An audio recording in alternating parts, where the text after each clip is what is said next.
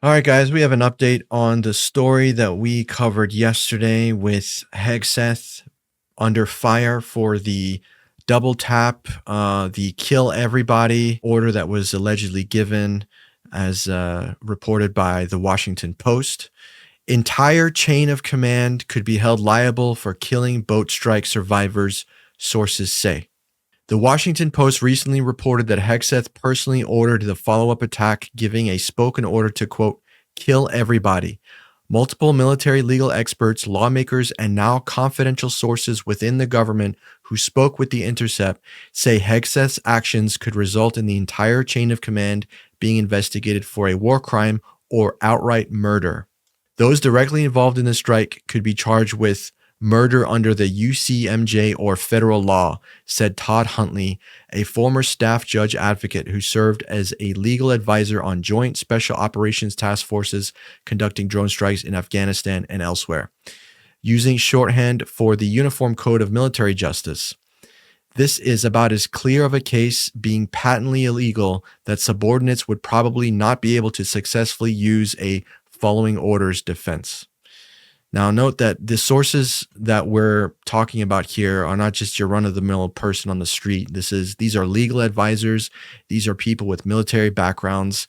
And now we're going to read what the Pentagon Law of War manual has to say. The Pentagon's Law of War manual is clear on attacking defenseless people. Persons who have been rendered unconscious or otherwise incapacitated by wounds, sickness, or shipwreck, such that they are no longer capable of fighting, are hors de combat, reads the guide, using the French term for those out of combat. Persons who have been incapacitated by wounds, sickness, or shipwreck are in a helpless state, and it would be dishonorable and inhumane to make them the object of attack. So this is directly taken from the Pentagon's Law of War manual. Sarah Harrison, who advised the Pentagon policymakers on issues related to human rights and the law of war in her former role as Associate General Counsel at the Pentagon's Office of General Counsel, International Affairs, said each strike creates potential legal liability for the entire chain of command involved in the attacks. While the September 2nd strike seems uniquely depraved, every single strike taken against these boats by DoD is a summary execution of criminal suspects. People who, even if tried in court, would never get the death penalty, she told The Intercept. Every single strike exposes those in the chain of command to the risk of criminal liability under murder statutes and international law prohibiting extrajudicial killings. So what she's saying here is, even if these were brought to a court and prosecuted and with due process, they would not be given the death penalty. So how is it possible that just nuking them out of the sky with a drone attack could be, legally plausible? There's very little basis for that. And another side to this story is, how could these even be war crimes if we haven't even waged war against Venezuela? That's where the murder charges come into play. If we're not even at war with Venezuela, which there is no official declaration of, then these are even worse than war crimes. These are actual outright murder charges. A government source who has been briefed on the September 2nd strike told The Intercept on the condition of anonymity that Hegseth is, quote, making murderers up and down the chain of command. The former JAGs Working Group, an organization made up of former and retired military judge advocates founded in February, issued a statement condemning Hegseth's reported kill everybody order and its execution by subordinates as, quote, war crimes, murder, or both.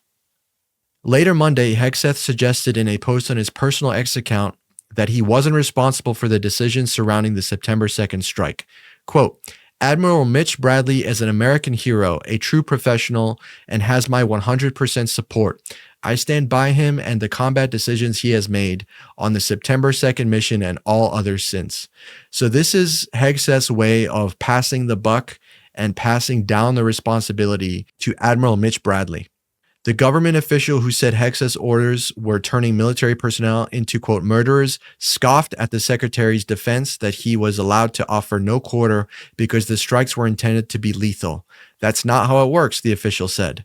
Seems like a confession, said Huntley. It certainly isn't a denial. So here's where we currently stand with the war crimes that are being alleged against Secretary Hegseth. and possibly the entire chain of command. Mike, what do you make of these revelations as the story unfolds?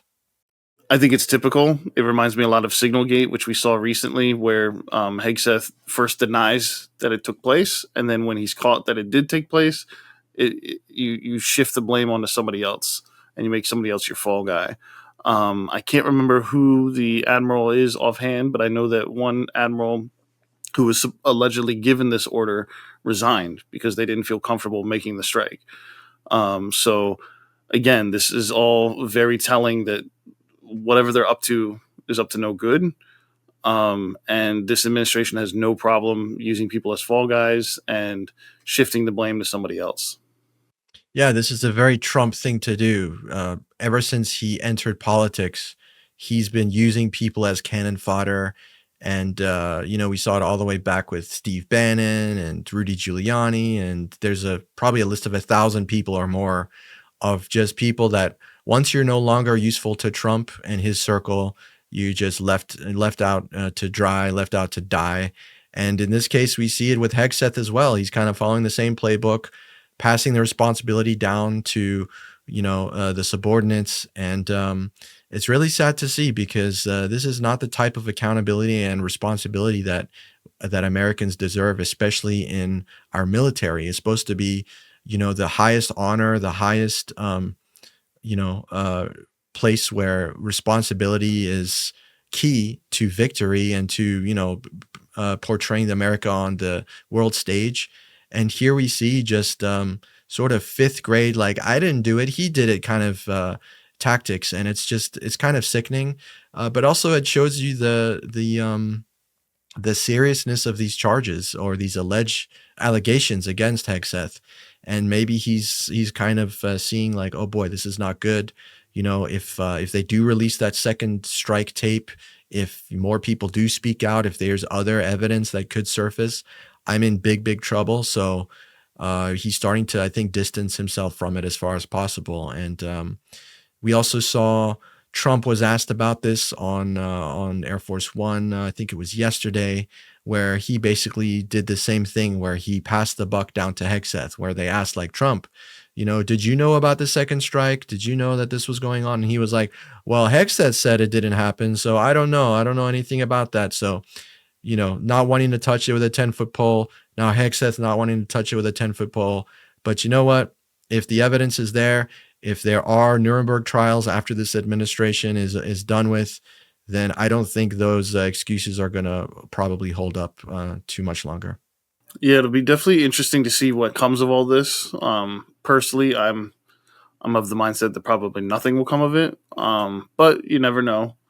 Um, it is very sad to see though that this is just poor leadership in general. Like even if you like Hegseth or something, this should be blatant uh disqualifying leadership where you are literally committing war crimes and finishing off people who are wounded, which goes against the war manual. But this is just another example, like you said, of people shifting the blame and not taking responsibility for their actions. And I think with this administration doing so many pardons and things like that, they kind of feel like they can do whatever they want and have carte blanche.